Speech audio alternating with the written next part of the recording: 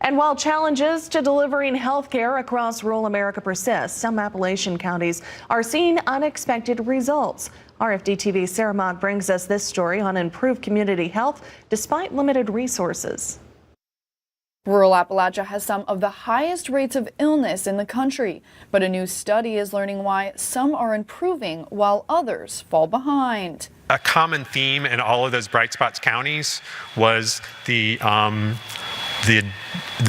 deep and the conviction that the Bright Spots folks had that cross-sector collaboration really made the difference in their communities. That kind of collaboration was studied in counties across the region. What set them apart was local leadership, determined to take on community health by addressing diet, lack of activity, smoking, and other risky health behaviors, and doing so by changing public policies. Like smoke-free laws, bike paths, walking trails, like farmers markets, like healthy food in vending machines.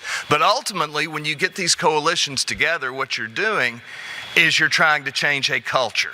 And their efforts are paying off. In communities where health departments, schools, businesses, and even churches were united and focusing their attention on policy, researchers saw significantly improved health. We can foster collaboration and coalitions in these communities and get entities, leaders in the communities to break down these barriers, these silos. Researchers say their results should incentivize lawmakers to support community-level collaboration.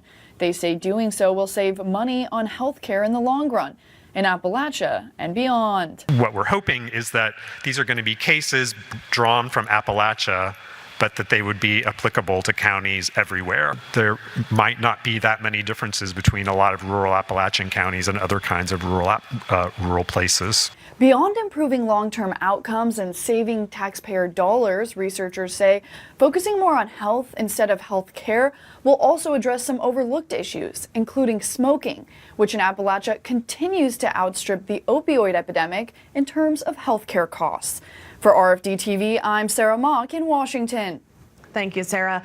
Now, this rural health study came about as part of a federal-state partnership between the Robert Wood Johnson Foundation, the Foundation for a Healthy Kentucky, and the Appalachian Regional Commission.